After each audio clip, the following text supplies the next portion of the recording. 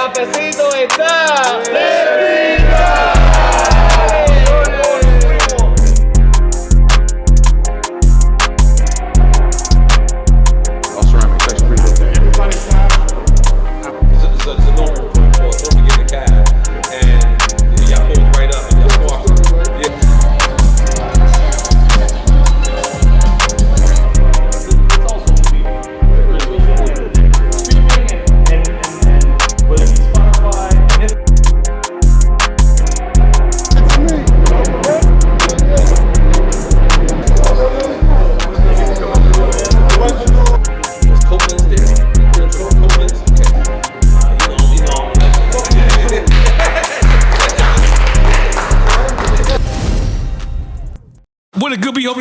This is your boy N.O.R.E. What up, it's DJ EFN. This is Military Crazy Raw, Yappy Hour, Drink Champs and Podcast. Make some noise! And right now, we have what we are missing in this industry right now. We have a strong black street CEO, person who changed the game, put brothers together, took them out of the hood, and gave them a chance and made stars.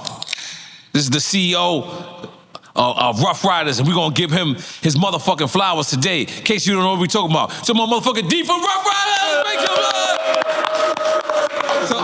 love! So D, for the people that don't know, right? How did Ruff Ryders get started? How did? Yeah, we're from the Bronx. No? That's right. But for people that don't know, but how did because Ruff Ryders, a lot of people don't understand that Ruff Ryders is like a motorcycle crew kind of, right? And then it's a record label, so it's like right. Yeah, it's 2 in 1. Okay, it's more like music. Mm-hmm. And then there's bikes. It's 2 separate entities. Right. You know so which was bikes was in first or music was first? No, the music was first. Okay. We were doing music way before the bikes. Right. Then we just attached that to the bikes, to the music. Right. And that's how the bikes came into play. Right. After the music, though. We've been doing music way before bikes. Right. So I love this story about DMX, right?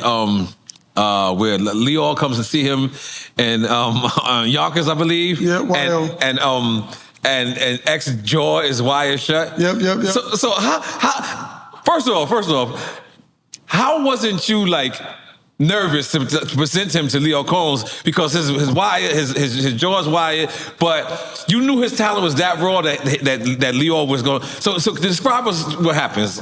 Okay, Irv Gotti's involved as well, right? Well, what happened was Irv used to be a producer for us, and this way before he got a situation. Then he believed in X because he knew we was working on X, developing him through the course of 6 years or however long it was taking. But he was there some of that journey. So Irv, he witnessed, Irv was there some of that journey. He witnessed that, the experience to get to experience X, to see his talent and knew he was good. Yeah, going back when he was working with Mike Geronimo and all that. Because he had Mike Geronimo first before he had Cash Money Click was okay. They was all connected. Right. So we had him probably even before. We had Irv even before he did that because I think he didn't have nothing at that moment. He wasn't even making beats. My brother bought him a drum machine. Wow. And gave him his first drum machine. Wow. And that's when he got into start doing beats. That's crazy. Beats. That was the first drum machine we bought him. Wow.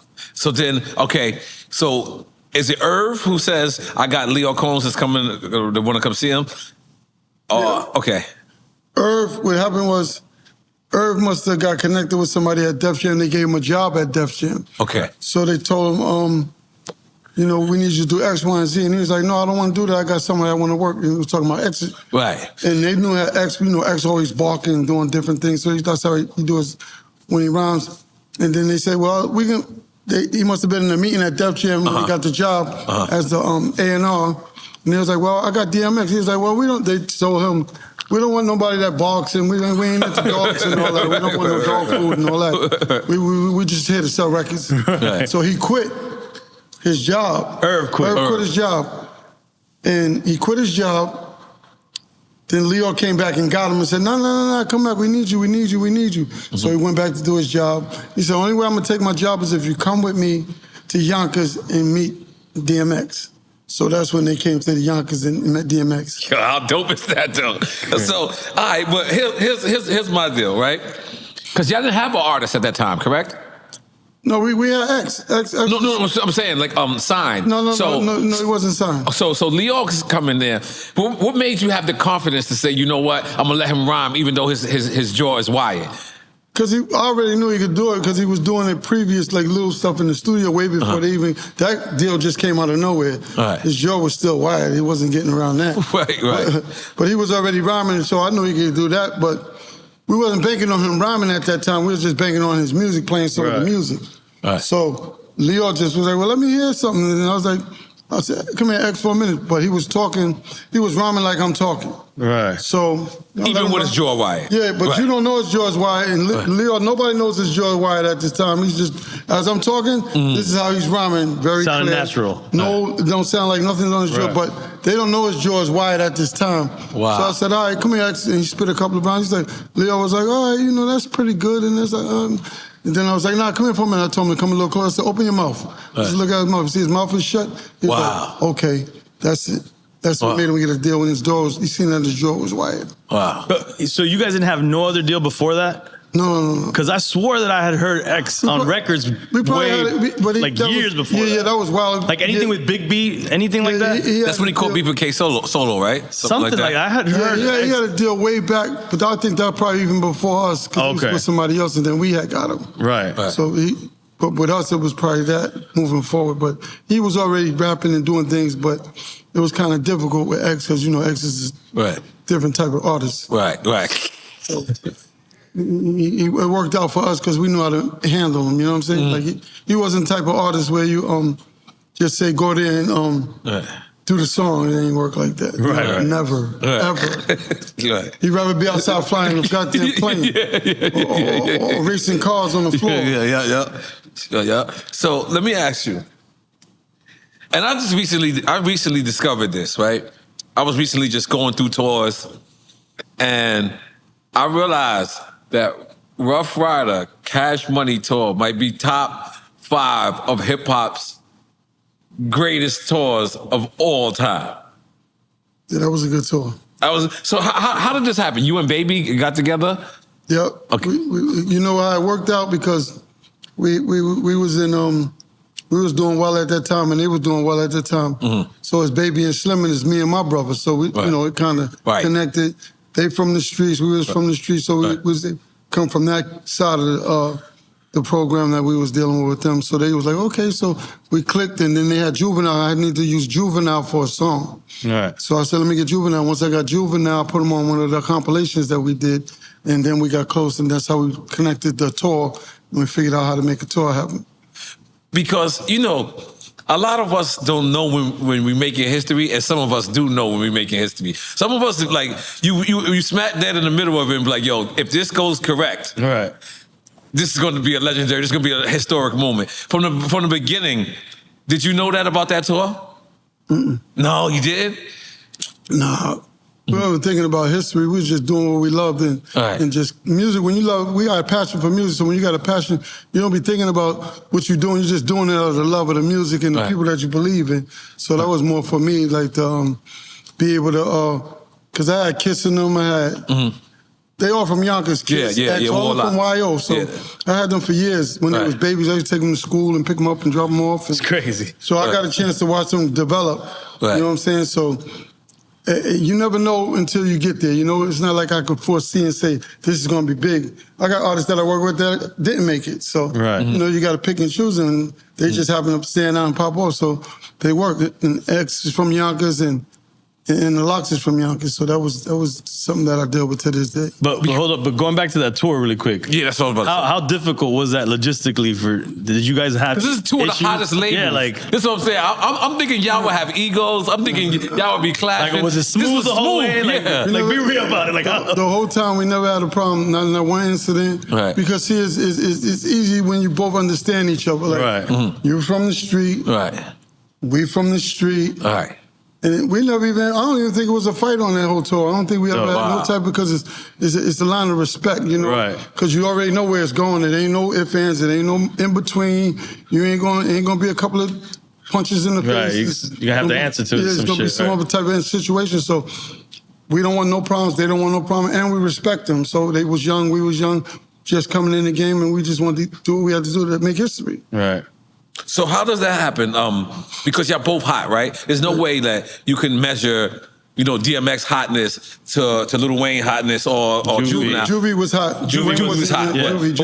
But I believe Juvie did $3 million that year. I believe X did like $10 million. So how do y'all decide who closes out the show, or how did that go? I'm gonna tell you a crazy story. Not even with them, it was easy because we was able to say, you could close, we could close. I think we were flipping it like that. You close, we close, you close, we close. Makes sense. Something like that. So that's how you just, you gotta know how to plan it out and make it make work. So, but one of the times we had a situation, and this is with Hov.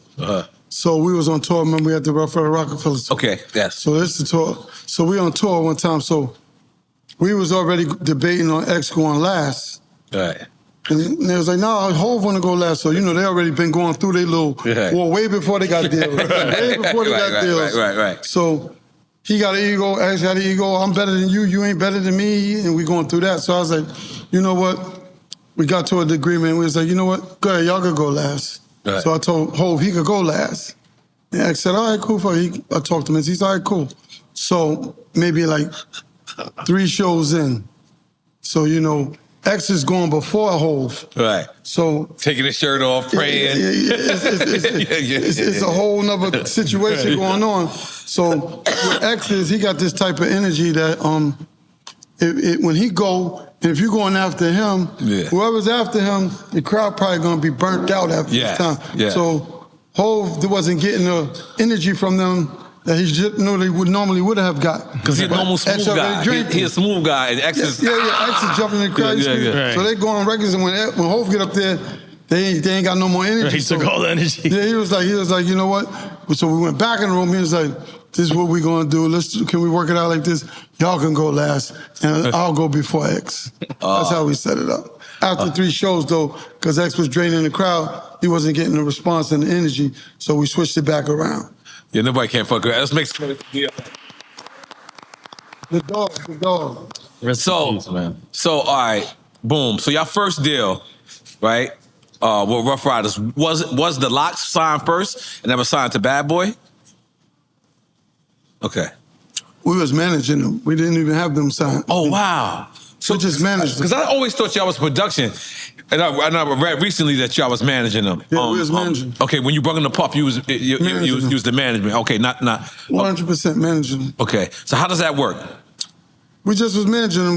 We had X signed, but we was managing them. So, you know, we was going through their little, trying to get where X was, because X was already who he was and as an artist, and they was just young up-and-coming artists. So what I did was, we were still learning the game ourselves, too, at this point. So I was like, you know what? Just sign the Puff, and I could pretty much learn the game and study the game as I'm managing them. So all I did was, when he went to the studio, I would go to the studio with Puff, and I would see how they would work and see how everything was going, because I ain't know much about music neither. But I learned it from just watching him doing albums, Big's album, Kim album, and it was just running back and forth from this room to that room. And I used to be like, damn, why you keep running from room to room? But he was doing 2 albums, one in this room and one in that room. And he was doing Big's and who else? He probably was doing Big's album and Kim's album. Okay. But he running back and forth, and me like, you know, I'm new to the game, so I'm like, why you keep running back and forth? What the hell are you doing? So he was working on Kim's album and Big's album. He was working both albums at once. Wow. Is that where you got the idea to do DMX 2 albums? No. Okay. I get a better idea for that. Okay. They talk about that, but see, what they don't know is X used to be with me because I used to be in Baltimore. So I used to be out there. I used to keep him with me, so I could keep my arms so he don't be getting in trouble. So what happened was one day we was on a block and we was outside, and he was like, I had asked him something, and he had like a selective memory. He had a memory where you couldn't forget if you said it too many times. He had one of those memories, like.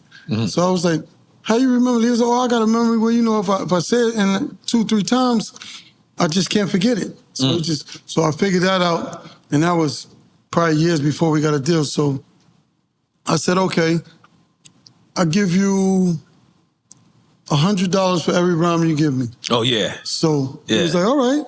So every day he would come to me with 2 rhymes. And I'll be like, say the rhyme, and I hear it. I'll be like, say it again. You say it again. I'll be like, all right, say it again. You say it 3 times. I know you're never gonna forget it, because that's how his mind was. So when they say 2 albums in 1 year, I've been had the albums in his head. All I had to do, he never had to write it again. I just be like, all I had to do was remember like 3 bars and be like, ba, ba, ba, ba, ba, ba. You remember that? He'll remember the rest, yes. Like, oh yeah, I remember that. I'll be like, go in the booth and say the whole song. That's crazy. You say the whole rhyme. Right. But I want to go further back, because you said that you learned the music business when managing the LOX, being around Bad Boy. But where did you guys get the bug to even want to get into the music business at all? Well, the music came from my brother.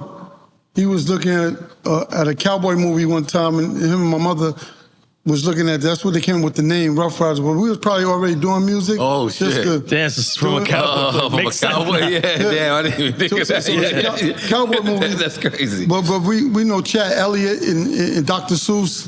So he was around way back then too, because, you know, we was connected with him as well. So he played a big part on us getting focused on him. But we always had doing little music here and there, but then we took it to the next level. But how we got that, the Ruff Ryder music influence is because they was looking at that movie and it was black cowboys.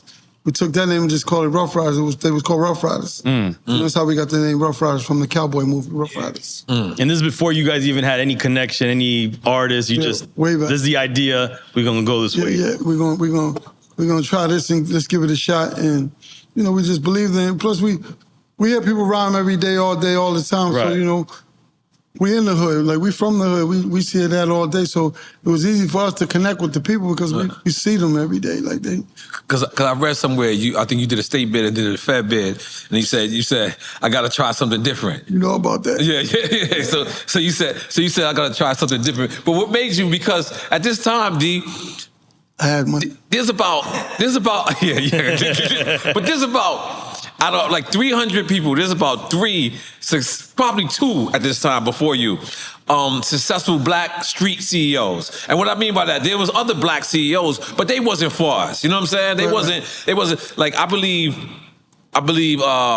you, Dame Dash, and Irv Gotti kind of changed the game. You know what I mean? I mean, in my opinion, like black, strong CEOs. Right. But at that time, that wasn't popular. So this is what I'm trying to ask you. Like, what made you invest? And I heard you say you had did a state bid and a Fed bid. But what made you say, you know, hip hop? Because, you know what I mean? Like, you know what? I wasn't really thinking about it like that. I just listened to rap. You know what I'm saying? Everybody knows rap. You enjoy it. You inspire. I appreciate rap. I loved it. But I didn't know nothing about how to make music, and I wasn't into it like that. And my brother and him he had said he ran into Heavy D, because where we used to be at in Mount Vernon, Hev is from Mount Vernon. Yeah. So he ran into him and he told him, look, this is what you could do. And we was hustling probably about at that point.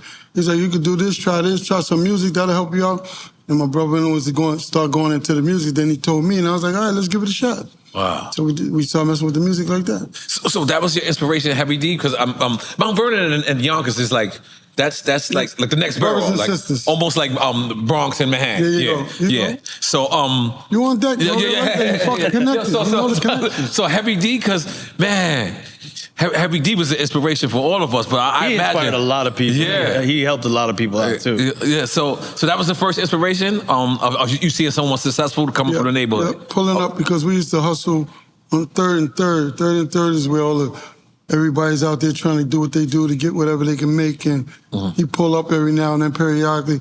I was good with his brother, which his brother's name was Jerry. Okay. He passed away, God bless the dead.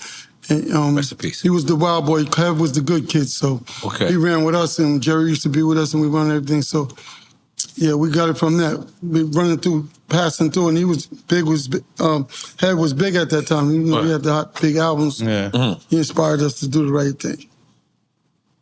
Now, how about Mary J. Blige? Because she's from the Yonkers area. She from YO. She from YO. X, Kiss, and Mary, they all live in YO, you know. Right. So they from over there. I like the Mary's music. I love her music, but I never knew her, so she really inspired me. Really? You never knew Mary?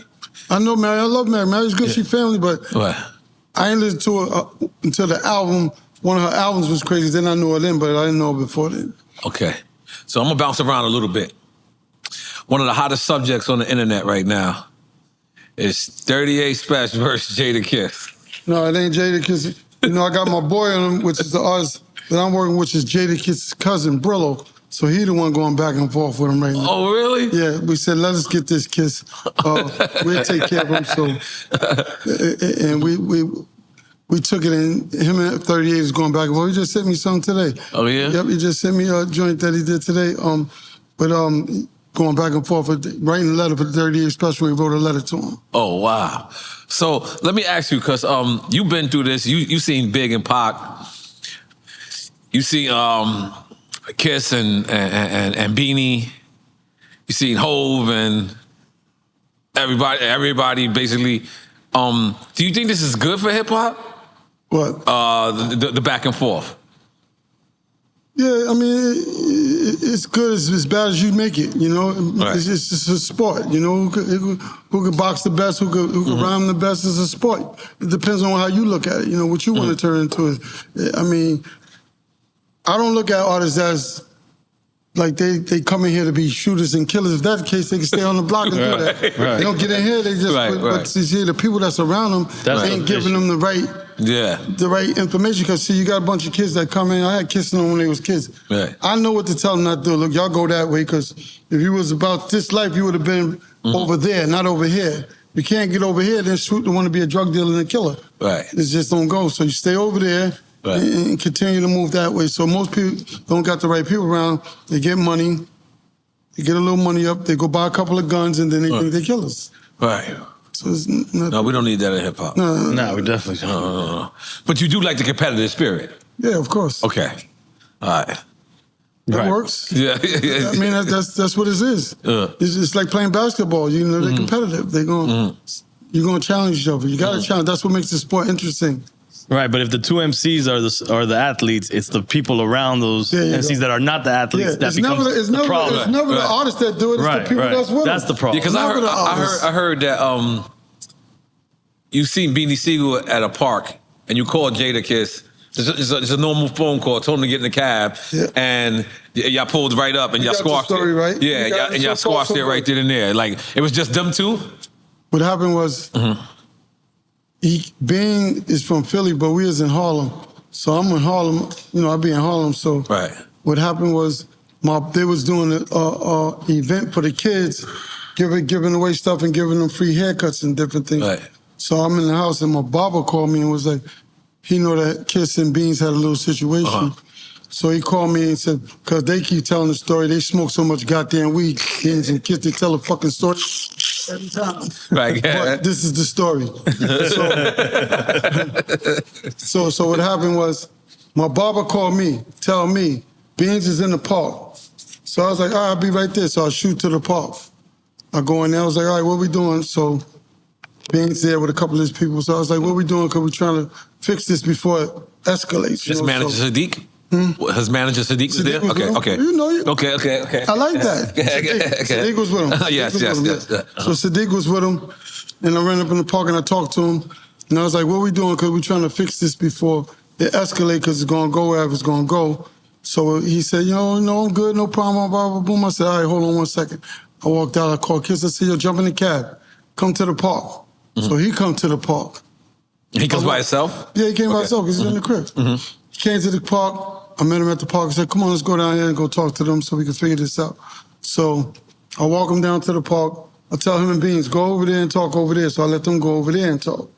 They went over there, talked, they hashed it out, whatever it is they did. This is after they made disc records? This is after that? Or this is it had to be after. Yeah, it had to be. Yeah, it had to be after. Yeah. He's saying after they had already been dissing each other on record. Yeah. No, this was it had to be after. Around a little after. Yeah. That's why they squashed it. Yeah, but they probably were going back and forth. Right, so we had to fix it. So it was after, So they went over there, they talked. And see, what happens is, when we get into situations with any of the artists or anybody, and we got to get involved, and you tell me you ain't going to do something, because I could do what I want to you right here, because you're in New York. I got more than enough people with me to do what I want to do. Right. But I'm going to tell you, we good. So meaning, you catch him in Philly, you can't do you gotta honor him. that. Yeah. Right. Because we had you, we could have did we won right here, but we ain't do that. We honorable, we kept what it was, and we let it move. So that's all I'm trying to tell you is that he go over there and y'all catch him over there, it can't be no different. You know, Right. It all worked out. It worked out. Nah, I love that, man. I see them, doing shows together and shit like that. Yeah, they good. Yeah. Imagine you, Dame, and Irv at the highlight actually got together and formed something. Like that would have been, because you know why? Let me just tell you something. I believe 90% of the artists listens to you. 95% of the artists listen to you. And the other 5% that I believe Irv and Dame would have had that. I believe the whole industry would have followed y'all. 100%. 100%. What made y'all not do that? Do something like that? Like, cause y'all always cool. Yeah, we never really, we never really had problems with people. We more like, it's all about the youth for us, and trying to help them to be able to be better men and make money legally without having to do the things we had to do to get there. Right. So everybody not gonna make it there, because that's just the way it go. So it was just something for us to do to help them, to point them in the right direction, so they're still around to this day. Because you don't do the right, you don't set them up right, they're gonna go to crash or go to jail. They get locked up for little things here and there, maybe get caught with a gun or shit like that. But they ain't criminals. They're not murderers or drug dealers. They just confused kids trying to be something they're not. Right. Well, Irv did try to do something similar. Yeah, but that was with Jay Prince and Suge Knight. Right. Which was kind of far-fetched because they wanted to build their own distribution network. But they was trying to do that. But what I'm saying is, if Dame, Irv, and D and Y would have got together, that was all New York, right? It would have been a much easier process for it to happen. That's the reason why, you know what I mean? Right. I always think like that, you know what I mean? Yep. And like I said, like all the artists listen to y'all, like, you know what I mean? But before we move on, I want you to know, man, our show is about giving people their flowers where they can smell them, their thoughts where they can tell them, their drinks where they can drink them, they what they can think of. We want to give you your flowers. You know what I'm saying? Word up. Yes. You didn't have it the first time. My man Lee, I got my man Lee right here. And Lee got the original Ruff Ryders jersey on. DMX signature on there. Let's make the noise for Lee. You better frame that. Stop learning it, Lee. And that shit is mad big on you. That was the baggy suit days. He was bigger back then. He was a little bigger back then. I'm over here making sure Lee over here working out. Make sure you ain't using nothing other than working out, baby. No, nothing else. So, but hold up. The first time you ever came across X, what was that experience? That was first time I met X was on 125th Street. And my brother already probably was dealing with him a little bit, but I was out of town, so I came back in. Was Copeland's there on 125th? Copeland's? Okay. I'm gonna let you fucking into him. How you get that? You sharp. Yes. Do your homework. You ain't doing this for nothing. You doing your fucking homework. But that's the first time you met him? Because so where was y'all at? What y'all doing? We was there, and I wasn't really into rap and music like that. So I was like, all right, let me hear. I'll go here. So when I first heard him, the first time I heard him, and I was like, when I heard him, I was like, he's special. Right. That was it. You just knew it off right away. Right. He's special. Right, he's different. No, it wasn't no. He's special. That's all I could say after that. And it was from that point on. Whenever they had to do something with him, I was all the way in. Right. So I want to say something because I watched you on the Real Report with Uncle Murder and Yayo. And they asked you a question. They was like, yo, the X really used to have dogs in the studio. Now, he said his first time he met DMX, this is real talk. It's the first time I ever met DMX. We're in Battery Studios. Yeah. We're in Battery Studios, I believe it was on 23rd Street. Downtown, yeah. Downtown, right, boom. So I walk in, no one knows who I am and no one knows who X is, but we're coming up. We're coming up. We're both. He's on one side of the studio, we're on the other side of the studio. I'm with Jungle. X dog comes in. Jungle scares him. Does some shit, and the dog runs out. This is Nas's brother for anybody who doesn't know. Yeah, it's Nas's brother. So the dog runs out. The dog went and got X. He went and got X. He said, let him know. Somebody just barked at me. And X walked in, I swear to God, I cannot make this shit up. He walked in the studio and was like, y'all don't like dogs? And I flipped. I was like, yo, he told you that? how do you know that? Like, there was no human being that left the studio. The dog, it was just the dog. And the dog, and that's what I said. I said the same shit you said. I said, this guy, I didn't hear him rhyme. I didn't hear him. I didn't hear him perform. I didn't hear him do nothing but just say, "You guys don't like dogs." The dog went and told him. They told him and said, "Yo, these guys don't like dogs." And X came in. That's my first time ever met me at DMX. That is a real dog right there. That is a real dog. That's the dog. Yes. That's the dog. So, you know, X came to my house. You know, I got a dog this size. It's a teacup Yorkie, and X said, I said, "Yo, you want me to make your dog mean?" I said, how you could do that, X? What are you talking about? Like, my dog is this big, and X started growling at him. I never even knew my dog was tough. My dog was he's this small. I said, how the fuck you turn my teacup Yorkie to a pit bull? Let's make some noise for X. Oh my God. Nah, but all right, so, all right, Ruff Ryders, y'all got one of the illest label deals. For lack of a better term, I believe Jimmy Iovine was like the streets whisperer. Right. Like, he had Suge Knight, he had you, Dre. he had Dr. Dre, he had rivals on the. Yo, like,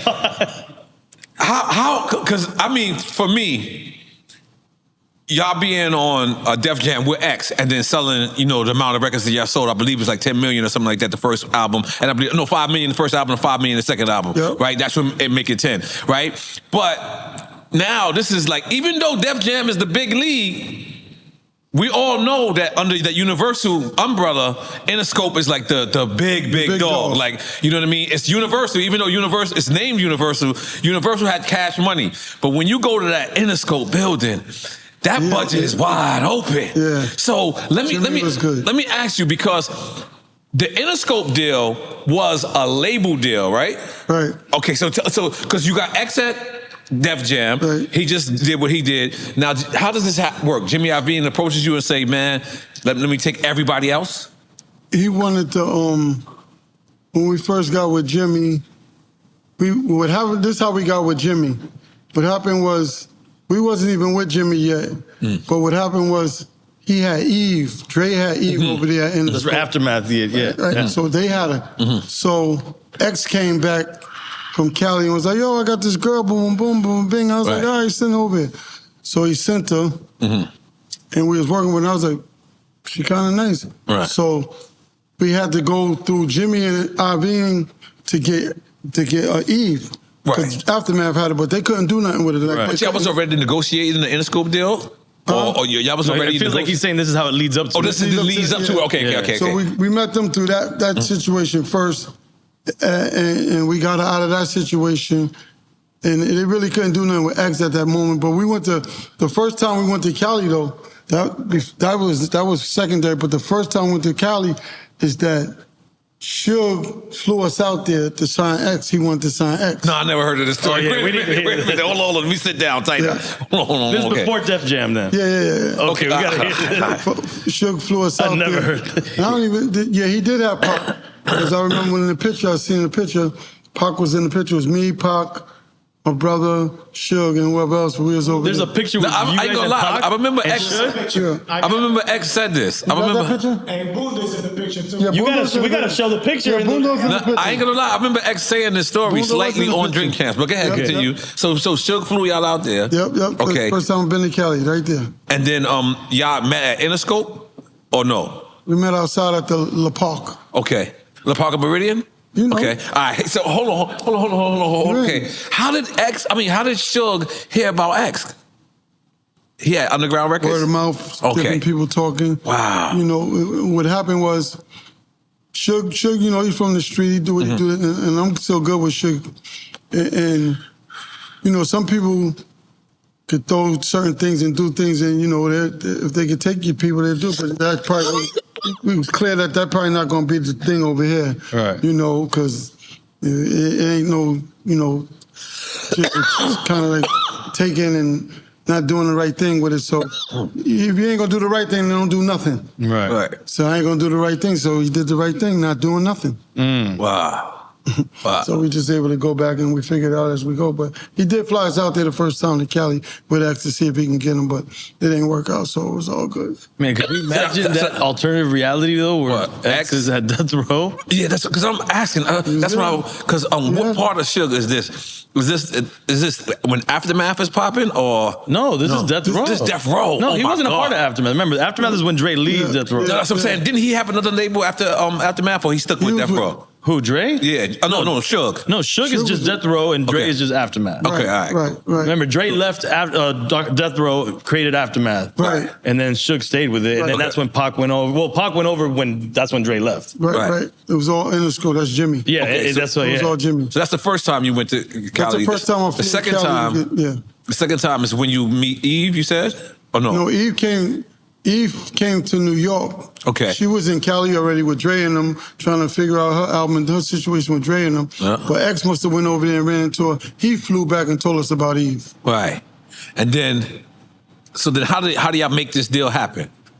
Well, what we did was, I spoke to Jimmy. We went back and forth, and he was like, all right, because Dre couldn't do nothing with him. Right. With Eve, it wasn't working out, whatever it was. Right. So he was like, all right, we could, we'll give you a deal, and you can work the Eve project. So we took that. Well, I think we had 3 deals, 3 situations, but she was one of them. Jada was one of them? No, it probably was Eve. Was it Ruff Ryder compilation? Compilation, okay. Or compilation, something else, but it was those are the things. But we was able to break her on a compilation, so it's easy to get a compilation. Right. So you can break different artists on it, and whoever that's who you grab. So you don't got to get a bunch of budget. You can have one compilation, put everybody on it. Oh, and let the star rise out of that. Yeah, that's how whoever rises out of there, that's who you pull. All right. Has there ever been an artist that you worked with that you felt like had all the talent but just didn't have the dots just didn't connect? Didn't come across. You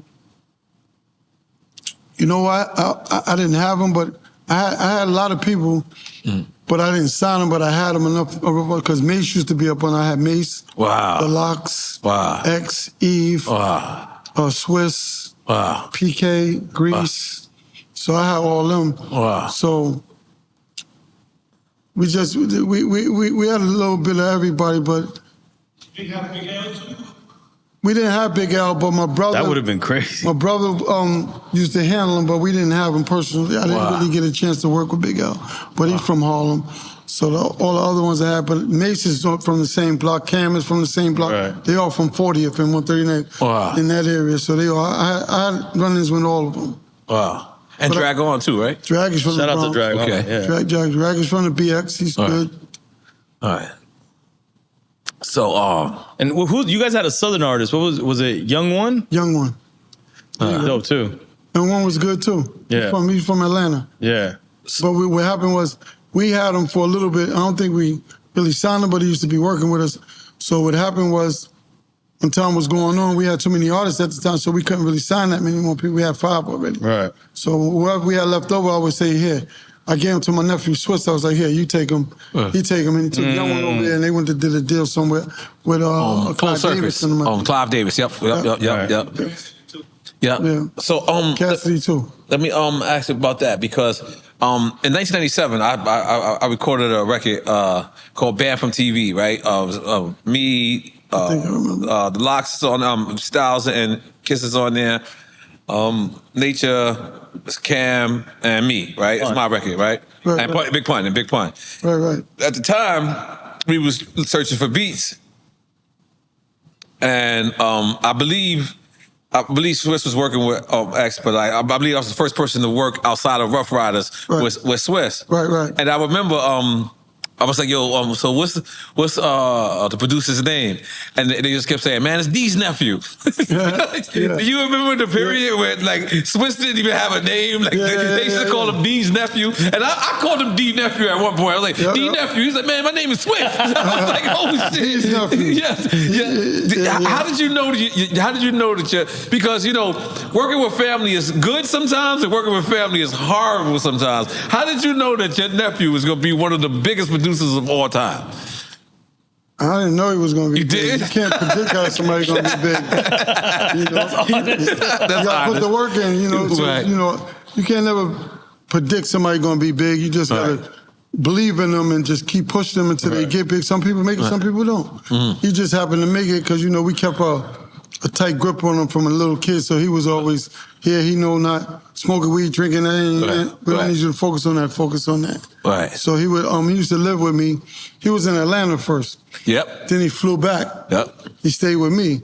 So I live not too far from the studio, which is probably a couple of, maybe like 4 miles away from the house.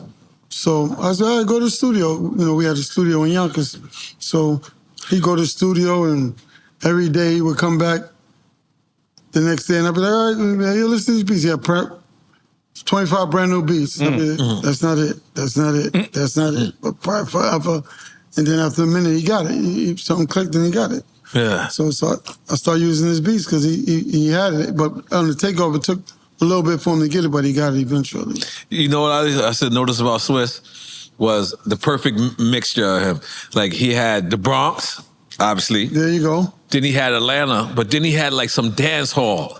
Like, you could tell, like, he had like some type of Jamaican or some type of Caribbean vibe with him. Like, because because he's from the Bronx. You know, you're on Boston Road. There ain't nothing but Jamaicans over there. So I didn't even from know the that. Bronx, Jamaican, Like, Caribbean. it makes more sense. There you go. Yeah, so I didn't even know that. I just knew from Boston Road. Because like when I used to work with him early on, like, you know, people knew who I was, but people didn't know who I was. So he would like grab like records and be like, yo, come with me to the club. And we would sneak in the club, just me and him. Right. And like he would play the record and no one knows it's us. Right. And he'll play the record and he'll see how the people will react. And he'd be like, this ain't it. And I'm like, oh shit. Like we just like, and then we'll go to the club the next day and he'd be like, yo, this is, and then he'd see people like, and then he's like, now we got it, N.O.R.E. And I'm like, I never knew this type of shit. Like I've never done that with no other producer to this day. I don't even know if Swizz even knows that. Like, he makes some noise to Swizz. I live a producer, and you see what they do on with verses. Right. See, like I think he's like a venture capitalist. He doesn't even show up no more. Like, He got the formula. Once you got the formula, you're pretty good. You'll see it. We're gonna play our game, and you can get a designated drinker if you want. Yes. Where you at? He like to drink. Hey, Okay. drink this for me. Put up. My man. Give him a chair right here. As a black cowboy from Harlem, goddamn, make some noise.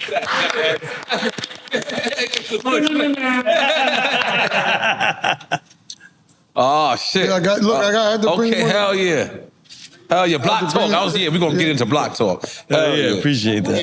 Hell yeah. Yeah. Hell yeah, we're gonna get into block talk. You can sit right here. I do. Lee, man, got another chair? Please. Lee. Oh, you got the big boy chair. All right, we're gonna give you guys. Well, we're gonna give you, and then you're gonna drink with us. Yeah. We're gonna give you two choices. If you pick one, we don't drink. But if you pick the right one? It's really whatever up to you. Okay. Whoever you pick. But if you pick one of the two, we don't drink. But if you say both or neither, like you really don't want to answer, you like both of them, you don't like both of them, then we all drink. But we drinking really. He drinks when he drink. When you say both or neither. Right. So if you don't pick one, we drinking. All right. And this is really just to bring up names and stories. It's not really to pin anybody against each other. Have fun, yeah. So first one is rest in peace to both DMX, Biggie. Which one I like the best? Yeah. Your criteria. Yep. Don't talk crazy to me, man. Well, whoever you like better. We need Earl on this one. That's like this. That's insane. You think I'm gonna say I'm an honorable guy? Look, I stand strong here. Yeah. No way I can say anybody but X. Even though Big is good, Yes, that's my boy. yes, I gotta say. And what's the Ruff Ryders sign? How you ever throw it up? Okay, all right, cool. Shit, I could never get it. That's crazy. But Yeah. X, Okay. of course, All right, 1,000%. rest in peace to both. Styles. Up there. Styles. By the way, P and this is Jadakiss. Mr. Lee who writes the questions. So just in yeah, case, Mr. Lee in that case you wrote want to be these. mad at anybody, where Mr. Lee at? Where he went to get coffee? That's our brother. Yeah, he's crazy. He's So he's setting you up. Yeah, this I is- see. He was up all night for this. That nigga right there. He was up all night. All right, Styles Those are P. elite, though. Styles P or Jadakiss. Whoa. That's nasty. Both. Yeah. Okay, you got the killer. Right on time. Let's get him a Put him shot. over there. Thank you. Is that the George Clooney shit? He He sold it for like 300 mil or something crazy. He got his bread already. He's good. Yeah. Oh, God damn it. Thank you. What'd she say? Water, please. Okay. Oh, cheers. Salud. There you go. Cheers. All right. Go ahead. You can get this one. Oh, you got a drink when I say both? Yeah, but you say Yeah. both. One, pick one of these niggas. I might have to pick it. I feel like you're going to ride out on the horse anyway. It's like, hey, that's not called drunk driving. That's not drunk driving. I got it all. Yeah, the horse is sober. I'm gonna pick anybody now. Now he might like it. He might want to. Yeah. All right. Infrared or cross? Infrared across.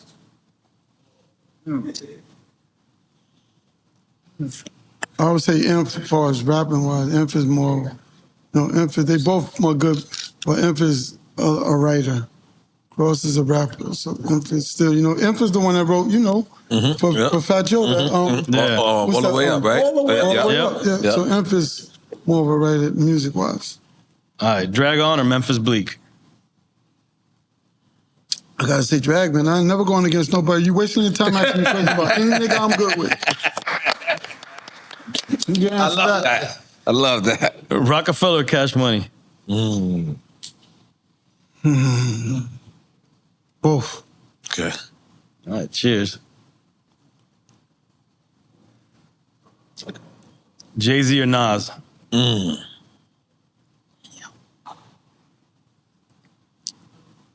See, I gotta say both. Yeah, put some might as well more just in. leave him the bottle of anything so he can pour it. Oh, she got it. I mean, she gonna keep coming back and forth. Yeah. Give my nigga the bottle. We ain't got the fucking bottle. Y'all on vacation anyway. Come on, goddamn. Come on, goddamn. Whenever you leave New York, it's vacation. Yeah, It doesn't vacation. matter. Look, yes, you can yes. go to Philadelphia and still on We're on vacation. vacation, man. Work with Once you leave New York. Eve or Missy? Ooh. Eve, I just told you. Yeah. He's gotta talk to Lee. That's Mr. Lee. Man, you know let the Lee acting right now like he don't know English right now. He's like, oh, you know the thing.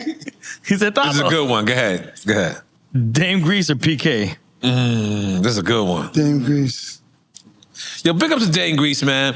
Look, listen, man. You You're don't a get legend, enough man. props. Man, you are a legend. And Drink Champs alumni. Drink Chance alumni, and also big up to PK too as well, man. PK is nice, Dame Grease is nice. Yes, man. Like both of y'all are on. But see, Grease hero. came up with us first. Right.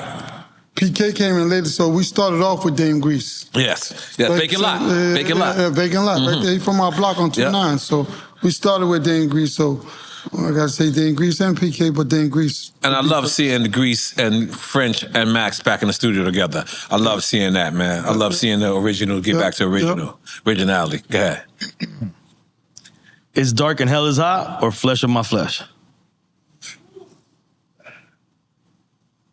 I'll go with Dark and Hell is Hot. I did both of them, so I don't say Did you say the same? Because we gonna bore a shot. You said the same. No, it's Dark and Hell is High. Okay. Yeah, the album changed Yeah. life. Illmatic or Ready to Die?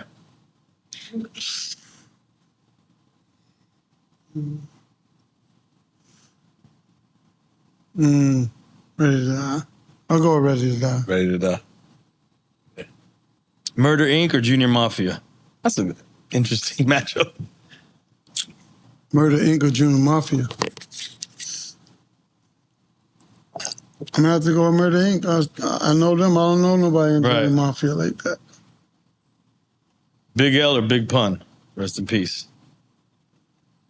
Both. Salute. They both dead. Yep. Both. God bless. God bless. God bless. That's why I said both. Yep.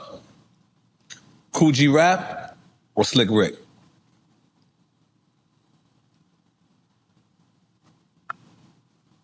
Could you have a slip right? For me back then, it'd be Cool G Rap. Cool G Rap. I like the Cool G Rap. Belly or Juice? Belly. X was in Belly? Yeah. Yep. There you fucking go. In the tunnel. But it's funny when you said that. I could imagine X in Juice for some reason. When you know he wasn't, but all of a sudden I could imagine him in Juice. Nah. I could imagine him in Juice. Ruff Ryders Volume 1 or Ruff Ryders Volume 2? I probably confused him. I don't even remember. So that's both? So it's both, and either way we drinking. I say both. All right, let's pull up. Okay, you ask this one. Swizz Beatz or Timberland? I mean, you got to scold Mr. Lee, man. Then you know, that's like me asking your mother or your father. I know the answer. But the others will know. Look, Swizz is my nephew. All right. Crazy. Right. What are y'all talking about? Yeah, Swizz, of course. Tim is good too, though. Him and they got chemistry, but That's your blood. All right. I gotta go with my blood. You gonna go with your blood, right? That's right. Talk to me. That's right. Absolutely. Well, you fucking right then. Absolutely. Answer that question. That's easy. Dumbass question. Mobb Deep or MOP? Mobb Deep. Good. Dre or RZA?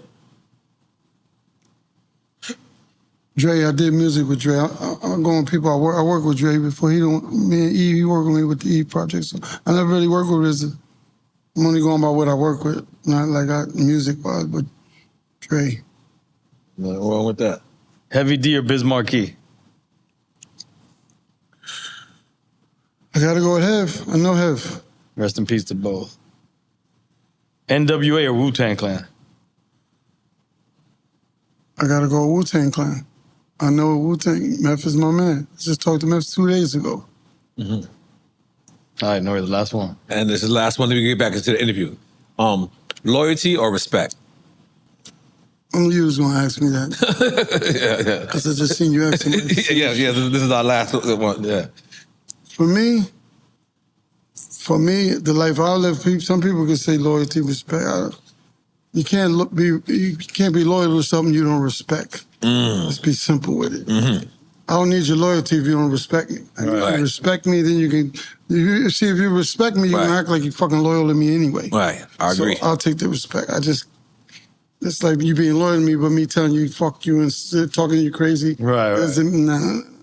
I'll take the respect, and the loyalty comes with that. Right. Let's make some noise for that. I get some more ice. Now let's talk about block talk. Most unique shit I've ever seen. You write on the block. Got you. I gave you the joint, baby. Yeah. You write it on the block. Yeah. You kicking it. What made you think of something like that? And that's officially a podcast, correct? Yep. That's a podcast. And I got like 30 episodes. It's a dope podcast. Right. And I just, it was a blog. My blog I be on. So, I go out there and I really do it because I get to let the kids come up and see the artists and they can just stand there. Everybody can just come out, see different artists because a lot of people might not have money to go do shows and go to concerts and stuff. So I bring the artists to the block. That's fire. So the kids can just sit there, get pictures and take autographs and that's it. I mean, that's one of the main reasons I do it because it's open to the public. Anybody can come walk up and do whatever they want. Okay. All right. So you received a little backlash like how we received, right? Yeah. I'm gonna break it down for you. Yeah. Whenever artists come on here, like we had Kodak Black. And Kodak, they said that Kodak was a little high, right? They blamed us. We had Kanye come up here. He wilded out. They blamed us. So you had Baby come to your show. Yeah. And people said that Baby was a little high.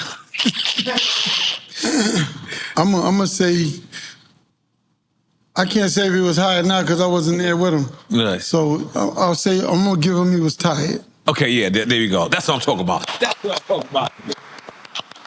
Yeah, but being on the media side, do you see how crazy that is? How a guest could come, it has nothing to do with you. Something out of your hands. It's out of your hands. They're there on their own, but they blame you for it. Do you see how that shit is? Yeah, they blame, but I don't even know who's blaming me, and he ain't blaming me to my face. So Right. Yeah, no. This is gangster types. Yeah, oh, yeah. Yeah. I don't know. I never even seen that. I don't even pay attention to shit like that. Right. But he was probably tired, because what happened was, I'm gonna say he was tired because they was on tour.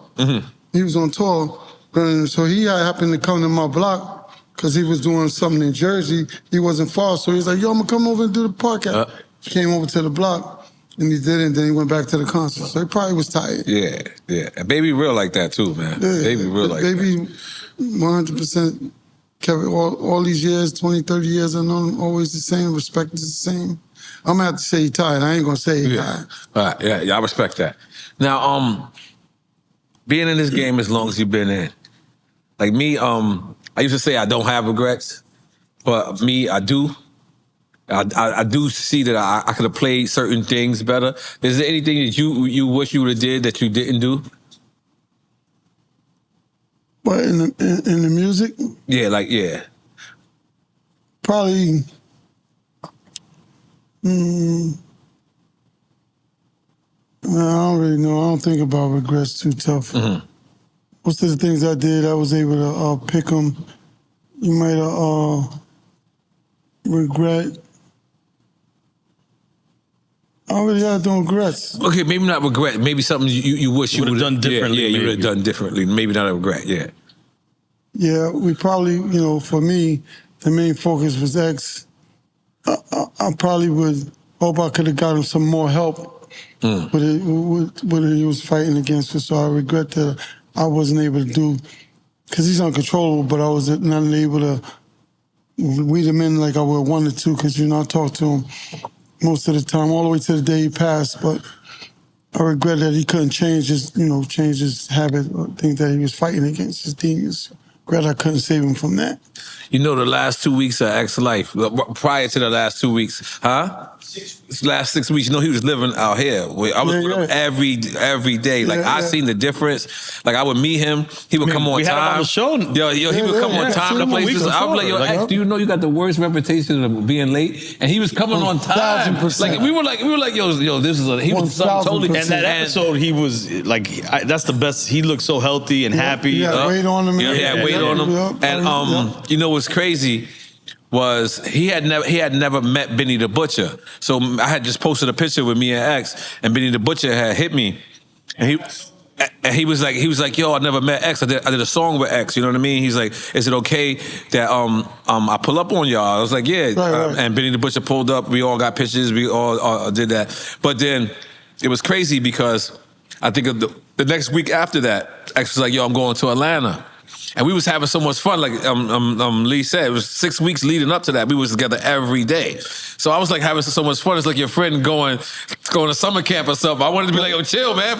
I wanted to be like, nah, man, don't go nowhere. Like, chill. Let's hang out. This is a grown man. Like, and then he went to Atlanta, and then that's when he went to New York. And there was something about him going to New York. So let me flip and bounce it. He was saying that to me. Yeah. So let me flip and bounce it, right? Irv, who also passed away, God bless his dead. Rest in peace, and rest in peace, X as well. But it was a time where X was in the hospital, right? And Irv sends out a tweet or something, and there was rumors like all of y'all was mad at him because he had like over-preached his ground. You know what I'm talking about? Yeah, I think I remember. Yeah, Irv probably spoke. I think he spoke a little bit ahead of the situation that we was going through with X. He probably spoke before we was wanting people to know what was going on. Before the family was ready. Yeah. So I remember that. Right.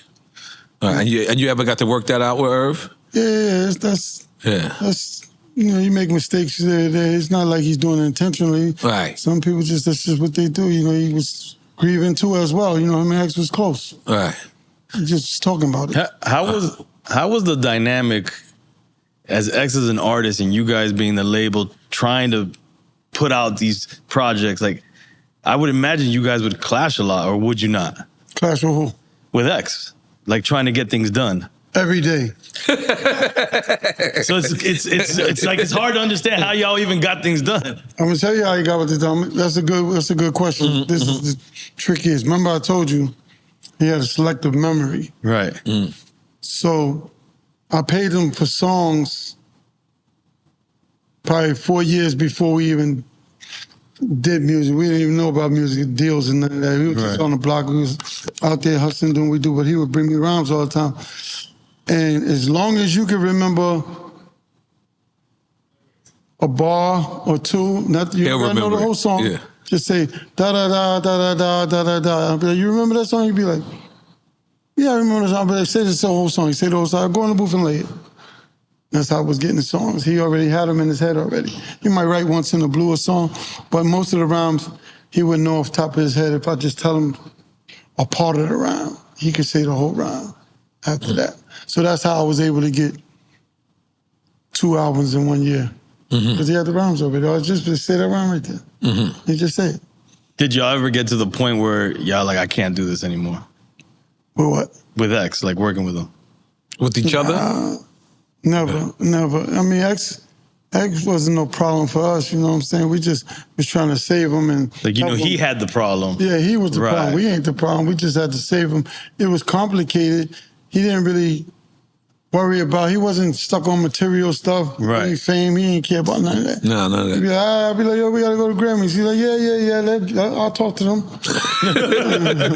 And he'd be way over there and you gotta find him and he probably missed the Grammy, what, twice? He missed the Grammy twice? And MTV Awards. I was one of them. MTV, I was He'd be out there flying sad to planes. admit that. And his MTV getting awards, he's out there flying planes. He wasn't that type of person that cared about the fame, you know what I'm saying? I was in the weed spot with him, bro. I ain't gonna lie. Listen, I don't know if I ever admitted this shit. who you gotta I don't play know. right No. Yeah, He was there already. Yeah. He was there already. I He went. probably stayed longer with you. He definitely did. He did. But I went and I was like, I was just talking to him, and then I realized, or the TV flashed, and it was like MTV Awards, DMX, and I'm looking like, wait a minute, nigga, you supposed to be in the MTV Awards? He's like, aren't you supposed to be there? I'm like, no, nigga, I'm not nominated for shit. They want me in the crowd, like to be a seat filler, like you're nominated. Like he didn't give a fuck, bro. Yeah, he didn't give a fuck. It was a weed spot right around K. Slade's house, yo. I swear to God, spread his Harlem.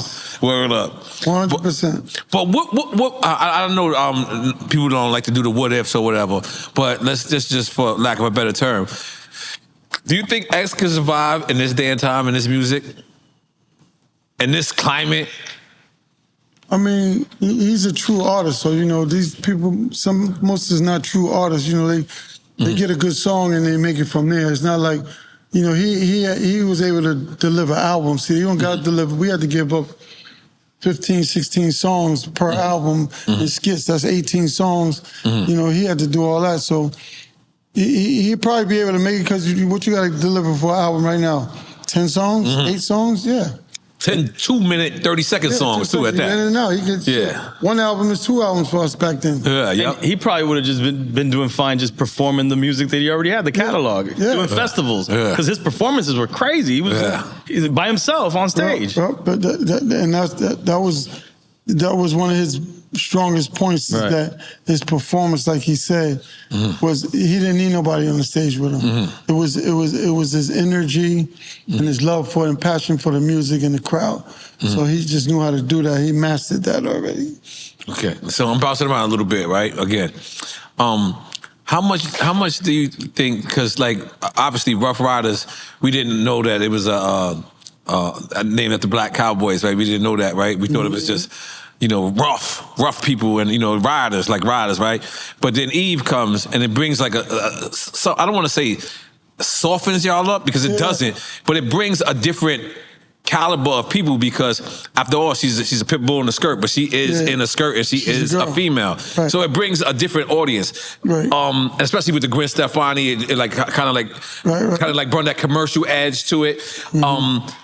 Did the company change because of that? No. She's a girl, a pit bull in a skirt. Yeah. She's still a dog now. She's one of the boys. She's just a girl. We didn't treat her no different, you know. She just was able. Some people were able to blend in with the guys and and get along with all the guys, and it don't really bother us. So she was kind of rough. She come from Philly. Yeah. You know, they kind of rough over there as well. So she felt in place. She was good. I met her early when she was down with Dre. I did a record with her. Her name was Eve of Destruction. There you go. It was Eve of Destruction, and I did a record for her. It was crazy because now that I just did a record with Dre, I believe one of Dre's people hit me, and that's what Sadiq. And then we connected, and I flew to. I'm not flew to Philly. I drove to Philly, and I did a record with her. But this before. But all right, boom. We got Scarlet right now, right? Yeah, we got Scarlet right now. I'm working on her project now. We're working on putting her album out now. So we're working on Scar's good. She's serious. She belongs in the 90s so bad, man. Like, yo, when I hear her, I be like, yo, she belongs in our era. Like, if we could just rewind time, because she's so hard, I'm afraid. She's in the 90s, yeah. She like belong in our era. Like, you ever got to hear her? Nah. Like, she's like, wow. And she's like, I love it. I love it. Like, I'm just, this era is so moist. Right. And so moistenites. Fake. You know what I'm saying? That I don't understand. Like she's so real. It's like, damn. Like you know what I mean? Like she need help. You need more real artists to come out because she's so dope. But like, you know what I mean? Like I just feel like this era is so soft. Like, you know what I mean? Yeah, you know what her favorite artist is X. Like she get out of here. I can tell that though. So if you listen to her, she sound a picture off from X. Like right, her energy, her delivery. Is her idol artist is actually. Wait, but you're talking about Scarlett. Yeah, Scarlett. Yeah. Oh, I think it's Scarlett. Of course, we've heard of Scarlett, bro. Yeah, Scarlett. Yeah, she's off the chain. Yeah. Man, we did did you do the monster thing? We did. We did a monster. Yeah, we did a monster thing. No, she's dope. Every time you said Scarlett, I thought of Scarlett that you worked with. No, Scarlett. Yeah, Scarlett. Like, yeah. She signed. No, she's dope. You didn't know she was signed to them? No, I do. Okay. Yeah. I just talked to her before I got here. I just called her. Yeah, I don't see her as a new. To me, she's already established in my mind because she's been. She got the underground. She got the underground. She got she don't need no help on the underground. You know what I mean? But you know that overall, because it's like in these days, like, you know, crazy shit is like us speaking about X. Like I've never seen X like do something that didn't look like X, but in this day and time, you have to like do something. Like even with the LOX, like I didn't know the shiny suits was bad. Like until they no, I didn't know it. I didn't know. Like I saw the shiny suit. I wanted a shiny suit. No, I did. The rest of us did. We didn't like it. I didn't get one, but I'm just saying. I'll take it. Yeah, but which I want to get into that campaign about Free the LOX. Like to me, that's a historic campaign. I know you talked about it a lot, but I mean, I want to just go over it again because I think it's a part of hip hop history at this point 100%. to get them off the label. And Bad Boy was a strong label at that time. Puff is a strong force. Right. How did that all? Everybody's running to Bad Boy. They running to get it out of Bad Boy. How does that whole thing work? Yeah. Like what happens there? See, they were signed to Bad Boys at that time. Right. So they wanted to get out. They didn't want to be there no longer. And did you sign them to Bad Boy, or they were signed to Bad Boy? They were signed to Bad Boys. I had management. Remember I told you? Okay, yeah. So they wound up getting a deal with Bad Boy. They got a deal with Bad Boy, and Mace got a deal with Bad Boy. But then they wanted off, and Mace wanted to stay, you know, because he's good with the shiny shoes. You know, right. He was good. They wasn't comfortable. Yeah, these guys were called the Warlocks. Yeah, we at war. Right. You know, so they wanted out. You know, Puff is pretty firm on not letting nobody out without getting his money or certain things. Right. So he you know, he don't really let too many people out of the contract. You just sit there and you'll just burn and shelf you. Yeah, you're gonna shelf it out, but don't worry about it. We'll come back and get you later, 10 years from now. Right. But I had a relationship with Puff, and this is where the relationship. So I didn't even know this. So Puff's father and my father were best friends. Get out of here. So they grew up in Patterson in the Bronx. Mm-hmm. So they from Patterson Projects. So my pops called me and was like, hey, you know, tell Pop, boom, I want to sit down and talk to him. Tell him about his father, because his father had got killed. Right, so his father was a street dude. Yeah. His pops was a hustler doing boom, and they wound up murdering him. And my pops told me he wanted to speak to him, and that was his friend's son. So I was like, okay. And then me and him got close. after that, and I was look after Puff, make sure he's good and everything. So Puff is really family, technically. Right. In that way. Didn't you have Mace and you gave it to Mace that Puff wanted the LOX and you said, no, take this artist and let me, DMX, he wanted? Yeah. Something like that. And Mace, you gave him Mace? I gave him, you know what? I don't even think I had Mace signed. I think we just had him with us. They all used to be in the studio with us. So we had the influence to get him signed. Wherever we could have signed him. I said, you know what? I don't really know the business like that. We just trying to figure it out. You know what? Here, take them and I'll manage them, and then I'll learn the business as I'm going. Right. So I was able to go on tour, do everything. So when I did get a deal for X, I already knew how to do everything. Mm-hmm. You know, if I would have took him, I wouldn't have got him as far as Puff got him. But still staying on the LOX campaign, you had the relationship with Puff, but that campaign still went down. It was saying free the LOX. Yeah.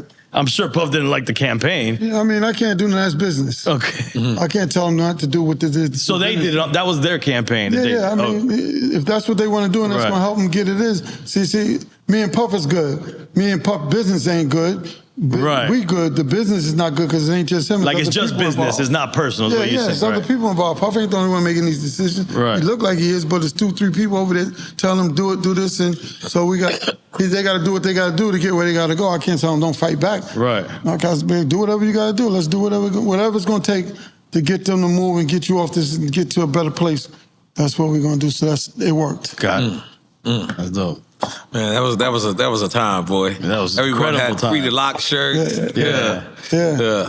And then did he actually let them go? Yeah. Like absolutely. He didn't let them go without the money. So it wasn't free. No, you ain't walking out the door. It's not like you walking out the door and you're good. No, nigga. I'm gonna let him go. So I was like, all right. So he said, yeah. You know what? I'm gonna let him go. Then when people say I'm gonna let him go, and you just listen, I'm gonna let him go. But the but is what you want to hear. You don't want to. Don't worry about that. Let him go. You want to hear the but. Right. But I got to get compensated, so I had to give him $3 million to get him out. Damn, I don't think we knew that part of the story. No, I didn't know that part of the story. So damn, and then Jay erased X contract, right? Yep, Jay did an honorable move, and a lot of these things was relationship-wise. It wasn't nothing to do with the artists. It was probably the relationship I had with them. Me and Hov was good. We had a good rapport. Him and X really probably never even talked, but me and him had a good rapport. And I asked him, X was up there. Remember he was the president at Def Jam for a little bit. Yeah, I was up there. X was there. So he wanted to get out of there. He probably was in a hole for like $8 million or $4 million, whatever it was. But he was in a big hole over there. So I went up there and I spoke to him one day and I was like, need you to do me a favor. X don't want to be here no more. He's not comfortable. He prefer to see if he can just go somewhere else. And he's like, all right, let me think about it. Call him back another time. He called back. He's like, all right, I know what to do. I'm gonna let him go. I'm gonna wipe out the whole debt. He let him go and didn't have to pay nothing. Wow. That's dope. Yeah, that's dope. Let's make some noise. You gotta give Hov his props on that. I don't know nothing else what Hov's doing, but I know that move right there was a good move that I gotta always respect him for 1,000%. Right. So while we're in this subject, I was mentioning earlier, like me as a person, I worked with y'all, but I was never like directly under a Ruff Ryders or Rockefeller or whatever. But I know that when y'all was in power, when black CEOs, I would like to say that black CEOs, you, Dame, Irv, Jay Prince, Suge, like when y'all was at the forefront, the music business seems a lot better. Right. It seems a lot better when we have our people representing our people. 100%. Do you, because like since the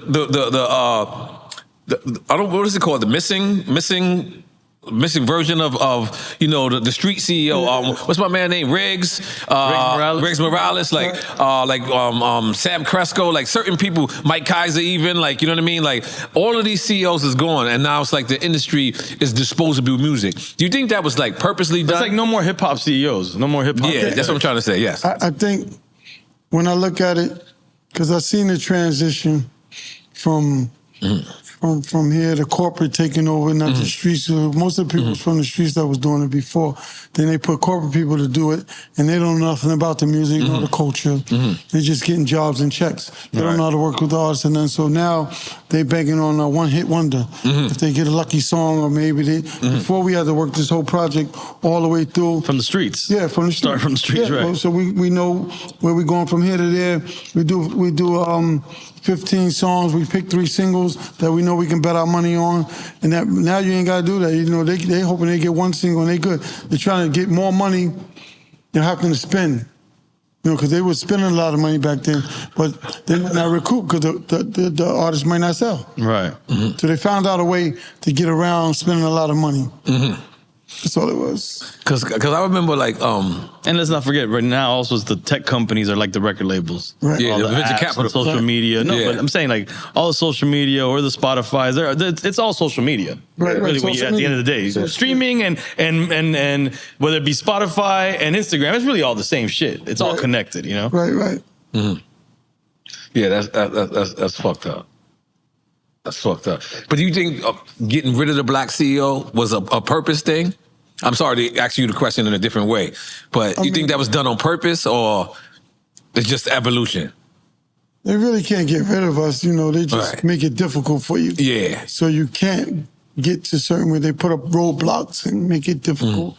And you know, you are who you are. You know, I'm a CEO. I'm gonna be that until I say I don't want to be that. They can't stop me from being that, but they can make it hard for you. And then what they did was just change the game. They started That's what making they things did. difficult for you, the artists, and everybody else. And they just knew that because they wanted to keep a grip on it. Because before they didn't have a grip because they had to pay us. See, before they had to pay, we saw X, Y, Z. Boom, boom. We need 20 million. They got to pay you that for the next situation because you understood the business now. Right. So they had to figure out how can we do. So that's when they said, you know what? You got to remember when they did this. Said, because we was from New York and we were selling at the time the most and we was making the most money. They knew that we understood the business after a while. So they couldn't give us a check for $1 million. They know we need 10 million because we know the numbers now. We know the numbers, we understand. So they said, you know what? Let's put them on freeze. Don't give them no work for a minute. They put New York on freeze and we wasn't able to do things. They went to the South and went over there and started bringing in a lot of South artists and different things and making it easier because they was just wanting to get in the game so they can cut them short and give them peanuts instead of giving us.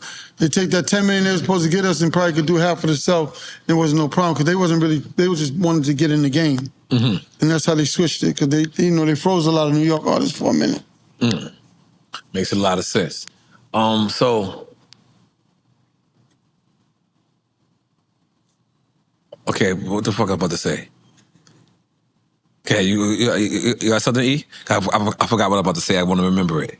The story about the J store on the 5th. Oh, what, the J and DMX battle? No, J, the store. The store. I know what I was about to say. Hold on. Remember that. You was around during the greatest time of hip hop. And now you I don't know if you cut on your social media.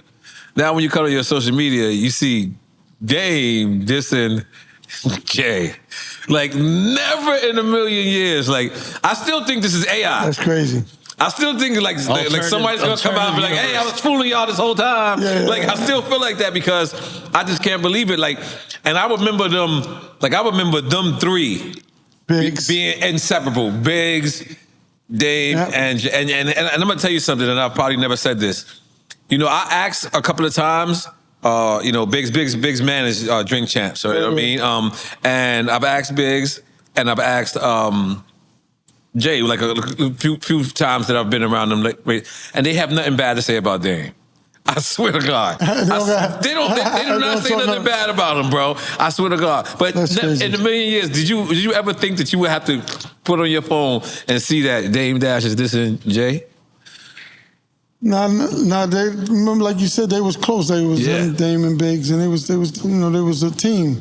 So, people get older, they grow up, and things happen. So Hov went this way, Dame went that way, Biggs went whatever way he went, but they're still probably good But in the eyes of the people, it's social media. So like you said, they can make a lot of things and say things. I think Dame is doing it for attention and different things. I don't think he mean.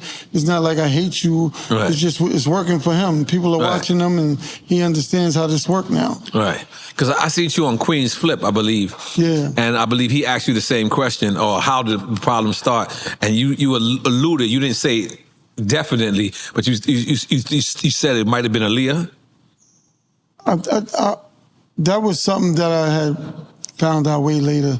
Okay. 'Cause he was dating Aaliyah. I think Dame was dating Aaliyah. Anytime you're doing shit like that, something's gonna go wrong. So Right. I don't even know why they did that anyway. That's stupid shit. Right. You know, like that's like me dating your girl. Yeah, yeah. And me dating your girl. Nigga, I know you. You know, it's because something is bound to go wrong. Right, right. One way or another, I don't care how you do it. It just ain't going. It ain't going to end right. And then you can build up animosity, even though I fuck with you, but he can't say what he really want to say because it's going to discredit him. Right. Can't say it. All right. So what is the future of Ruff Ryders right now? Well, I let my brother's handling most of the Ruff Ryders stuff. I'm focusing more on the block talk stuff. Okay. And just doing that and working with, I'm working a Scar project. Me and Swizz is working that project. So I'm about to put out her album. We just picked out some songs. Last night I had to pick out about 6 songs just to give to them to work with. But I'm working on the Scar album right now and the block talk interviews. And whatever else come after that. And a series we're getting ready to shoot. So we got a couple of things. A series, like an acting out series? Yeah. It's a series that I'm shooting, just our path of coming up our lives and stuff. Yeah, y'all definitely need that. Oh, man. Sure. You and your brother? Yeah. Oh, that's, come on. we need that. bro. We need that. Oh, man. I'm already subscribed to it on Netflix. I'm already like, I can already see it on Netflix or Amazon Prime or some shit. Hell yeah, that's a mean story to tell. You know what? Because the story for us is that we really lived it. Like a lot of people didn't do it. We went through a lot of things to get there and get here, and to be able to get there. Like when we did music, we didn't come in the game for money to get. We had money. We came in with money, so we probably spent money just to get in. But it was safer for and the longevity for us to transition over from the streets to doing something legal. That's why we're still here right now. Other than that, we'd probably be dead or in jail because that's where everybody goes if you don't make that transition. You have to make a transition. You got to know when to say, okay, that's enough. I'm going to have to do something different. So we started doing the music, and that's what worked for us. So. And y'all did it big. Yes, man. Hell yeah. Yo, I want to say one more thing. I see Twin in here, right? And Twin, his brother had passed away, but before he passed away, Twin we went to a taco spot, right? And Twin had got hit by a car. He didn't pass away from this, right? Right. So I never go to that taco spot. Right. Just even though the taco spot got nothing to do with it, and like when I heard that you had your accident, right? On what it's the T-Rex. What is that shit? T-Rex. That's what it's a motorcycle with a. I have never got three-wheeler. I take it out on all the motherfuckers. I have never gotten one of those. Whenever I see somebody with one of those, I always be like, nah, fuck that, and I always take it out on them because of you. You know what's so crazy? Because they don't have T-Rexes in New York when they first came out back then. Right. So I was here. Oh, wow. They had them here first. I bought them from here. I bought them T-Rexes from Miami. I still see them all the time in Miami. So I was the first one with them T-Rexes in New York, but I seen them here first. I was doing something here and I seen them right, and I was like, where the fuck? I went over to the store. I bought about 3 of them and flew them to New York. And that's where we got the T-Rexes in New York. That was like 15, 20 years ago. Wow. Yeah. And was that street legal in New York at that time or no? Nah. Oh shit.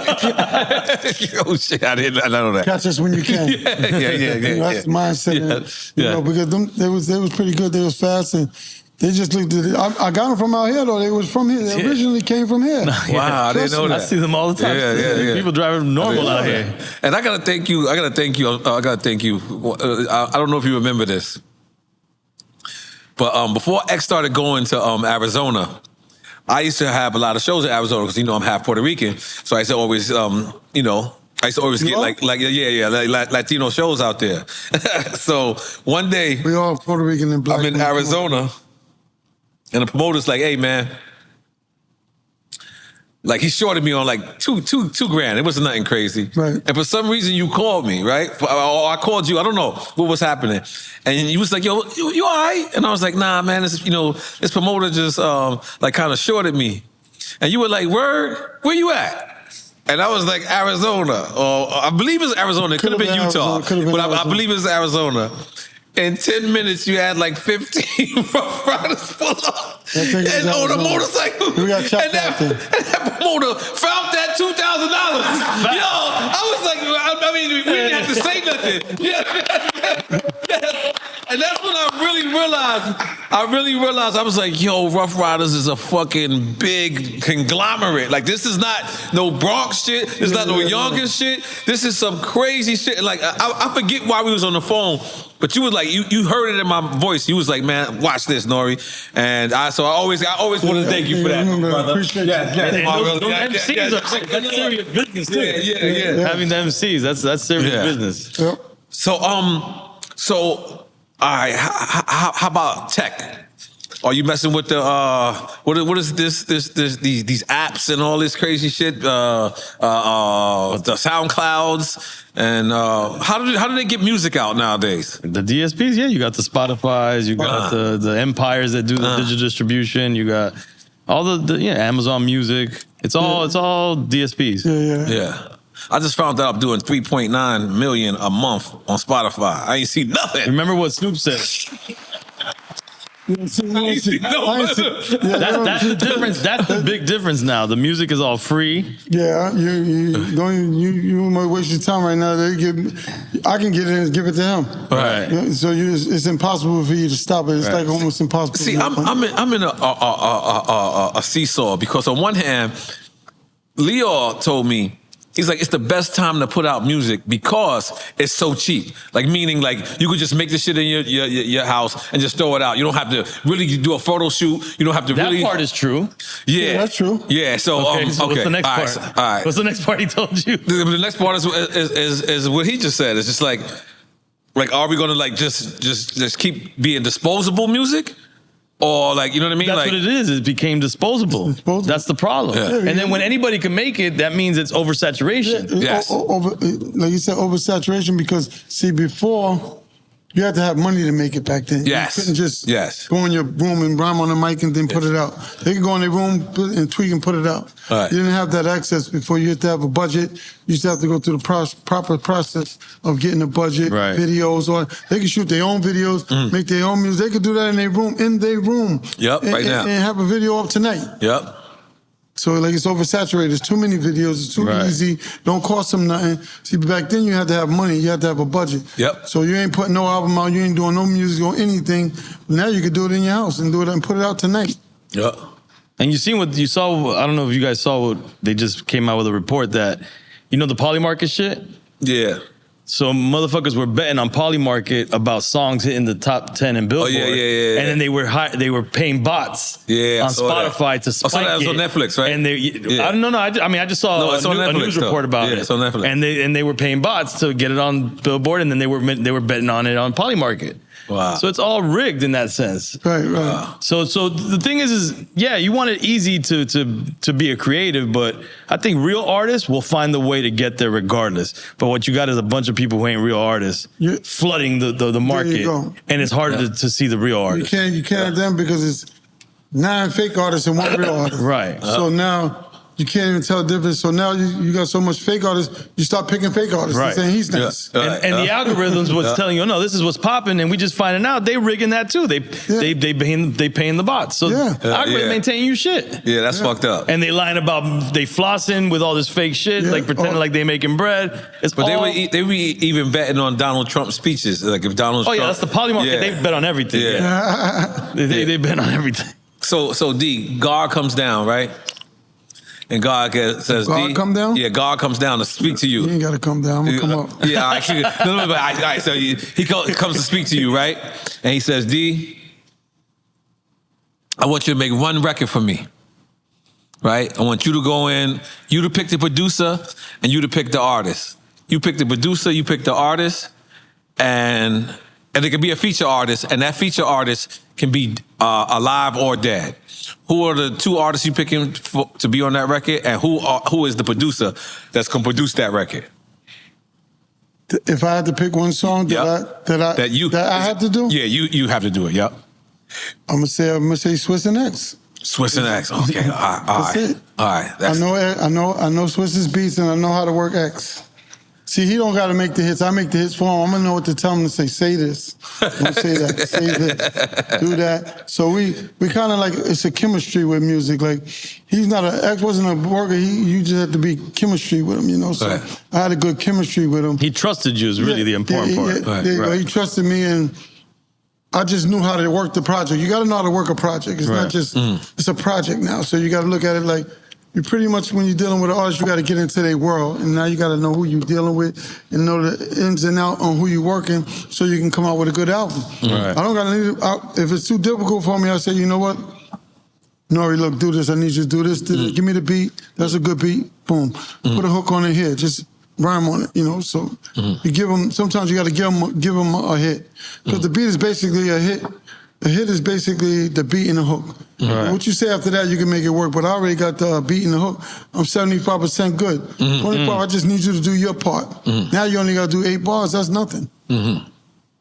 That's what's up. Who's easier to work with? Is it guys or girls? Guys. Guys. Guys, girls. They don't need no makeup. No. At least some of them.